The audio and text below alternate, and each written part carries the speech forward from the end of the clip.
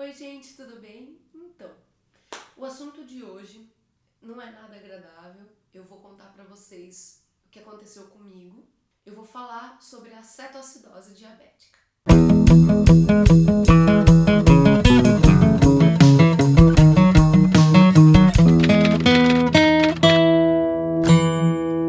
Foi o que me levou a talvez mudar um pouco a minha cabeça. O que me levou a ter uma cetoacidose diabética? Uma gripe, um estresse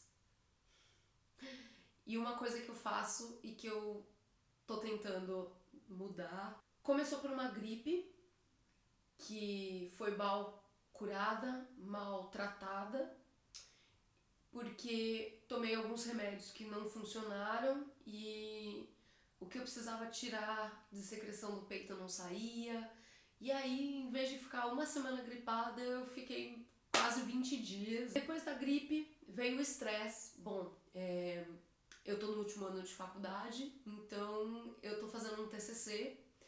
E o TCC é aquele bichinho de 7 cabeças que todo mundo fala, né? E que estressa. E nada mais justo do que estressar um diabético, né? Que super pode ficar estressada, né? O estresse me levou a fazer o que eu sempre fiz. E o que eu sempre fiz errado, que é descontar na comida. Chocolate. É diet, tá? Juro por Deus que é diet. O que não é muito certo porque, né, afinal, descontar na comida para um diabético que não deveria comer, né, que nem um elefante, não é bem a coisa certa a se fazer, né? E eu literalmente como que nem um elefante. Estressada, então, bota uns 4 mamutes dentro da minha pessoa que sou eu estressada. Dentro disso tudo, do estresse, da gripe, a falta do acompanhamento. Por isso que eu tenho que frisar. Gente, acompanha a diabetes de vocês. Faz exame antes das refeições, de todas as refeições. Espera dar 2 horinhas, faz o exame de novo para ver se tá baixo, se tá normal, se não tá. Essa falta de acompanhamento minha fez com que eu tivesse várias hiperglicemias uma atrás da outra, ou seja, vários resultados altíssimos de glicemia. Nem o aparelho conseguia medir mais, ele dava um código que significa que a glicemia está acima de 600, então assim, imagina, né? 20 dias gripada, 6 meses fazendo TCC, comendo que nem um mamute, imagina, né? Hiperglicemia todo dia, né? Então, assim, falta de acompanhamento é a principal causa de talvez você ter uma cetoacidose. Isso causou a crise da cetoacidose. O que foi a minha crise de cetoacidose? Eu tive taquicardia, eu tive dor abdominal, eu vomitava que nem uma louca, eu passei 2 dias e meio vomitando, não conseguia comer nada, tinha uma dor na boca do estômago horrível, eu não conseguia, remédio nenhum ajudava, nem Dramin não parava meu vômito, água eu não segurava no estômago, então assim, foi feio. Tive falta de ar, muita falta de ar, porque além de tudo eu sou asmática, eu tive muita tontura, eu tive uma dor de cabeça horrível, não conseguia ficar deitada, sentada eu tava com dor no corpo inteiro, a dor no estômago, a vontade de vomitar de novo. No caminho eu vomitei dentro do carro. Desculpa, pai, desculpa.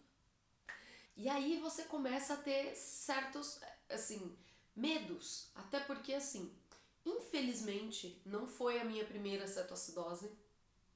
O que eu considero um milagre. Assim, é uma coisa que eu até... Não que eu brinque, mas que eu até falo aqui em casa, que assim... Alguém lá em cima deve gostar muito de mim. Cetoacidose diabética é uma coisa que, assim, a maioria dos diabéticos, quando tem, se tem uma vez, se ele tiver a segunda, na segunda, esquece. Ele não volta da cetoacidose. O diabético que volta de mais de 4, 5, 6 talvez, cetoacidoses. Então assim, eu acho que tava na hora de mudar mesmo a cabeça e dar uma guinadinha e parar de querer ser a rebelde e tomar jeito na vida, entendeu? Então assim, alguns medos que eu tinha era a própria internação. Eu, assim, quando eu passo mal, a primeira coisa que eu falo, sempre falei, eu não quero ir pro hospital. Por quê? Como eu sou diabética, não importa, pode ser pneumonia, pode ser uma dor no pé, pode ser o que for. Por ser diabética, eles sempre vão me internar. Então assim, eu tenho horror de hospital. O segundo medo que eu tive foram as veias. As veias, principalmente as minhas, que eram ótimas para ser achadas, eram boas, grossas, eram sempre bem... dava pra ver de longe a minha veia, assim. Depois de tanta internação, depois de tanto procedimento, tanta coisa que foi vindo, as minhas veias começaram a ficar muito frágeis. Eu já sabia que eu ia sofrer, que ia doer e que eles iam demorar um certo tempo para achar essas veias. O que, claro, eu acertei em cheio. A minha veia deu muito problema, porque acabou flebitando. O que é a flebite? A flebite é a inflamação da parede da veia. E isso seria a veia. Essa parede que tem da veia, ela inflama. Então, se ela era assim, a sua veia, o que seria fácil para uma agulha entrar, não sei, não consigo fazer isso de um jeito interessante, que não pareça horrível. Então, assim, seria fácil da agulha entrar, agora a sua veia fica assim. Ela cola, a inflamação cola a parede. Então não tem como você colocar nada, acesso, medicação, não passa nada. Um terceiro medo meu foi a medicação. Porque assim, quando você tem a cetoacidose, você perde alguns componentes do seu corpo. É como se o corpo mesmo comesse os outros nutrientes que você tem. Potássio, magnésio, sódio, tudo que você tem no corpo ele vai comendo. É tipo eu quando tô estressada, tá na minha frente eu tô comendo. Então assim, o potássio era o que mais me dava medo. Por quê? O potássio, a reposição dele normalmente é feita por uma bomba de infusão. Então ela fica ali contando gotinha por gotinha do remédio, entendeu? Então dura assim de 6 a 12 horas. Você fica tipo de 6 a 12 horas ligada no aparelho, repondo aquele nutriente. Que a própria insulina também já come. Então assim, se você tiver qualquer coisa precisarem aplicar insulina, você está repondo potássio. Aplicou a insulina, já comeu um pouco do que estava repondo. Então você vai ter que repor mais uma hora pelo menos. Então assim, o potássio, além de tudo, ele arde muito. Parecia que estavam jogando óleo quente dentro da minha veia, de tão que arde. Então assim, o potássio me dava muito medo. Quarto medo seriam os outros riscos. Porque assim, a pessoa já tem diabetes, a pessoa já tem asma, a pessoa já tem problema no joelho, a pessoa já não enxerga, a pessoa já come pra caramba. Que outra coisa não pode não vir, né? É aquela coisa, nada é tão ruim que não possa piorar. O quinto medo que eu tinha e que eu sempre tenho, independente de eu estar no hospital, estar em casa, estar em qualquer lugar, é meio que o abandono e o limite. Quem acompanha o diabético e chega numa situação dessa, como foi a minha, que já é a 6ª cetoacidose, então assim, a família tem um limite. Então assim, a minha mãe chegou no limite dela, o meu pai chegou no limite dele, meu irmão chegou no limite dele. Então assim, ninguém aguentava mais parar e ficar olhando pra minha cara ali, entendeu? Eu me contorcendo enquanto a pessoa tinha que me segurar pra conseguir pegar o meu braço, e enquanto isso eu tava me debatendo porque eu não tinha ar.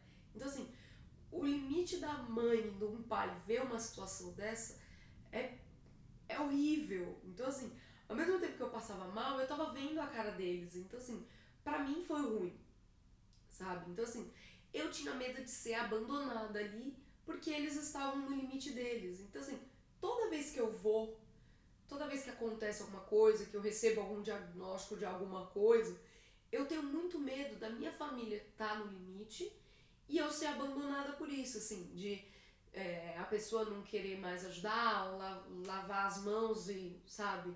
Então, assim, claro, eu sei que na situação que eu estava, devido à sexta cetoacidose, eu deveria ter sido largada para ver se aprendia, né? Mas, assim, graças a Deus a minha família é muito boa, minha família me apoia, minha família faz o que pode fazer e o que não pode fazer por mim. Então, assim, esse medo, apesar dele existir, graças a Deus ele nunca aconteceu. Eu não sei qual é a sensação e nem quero saber.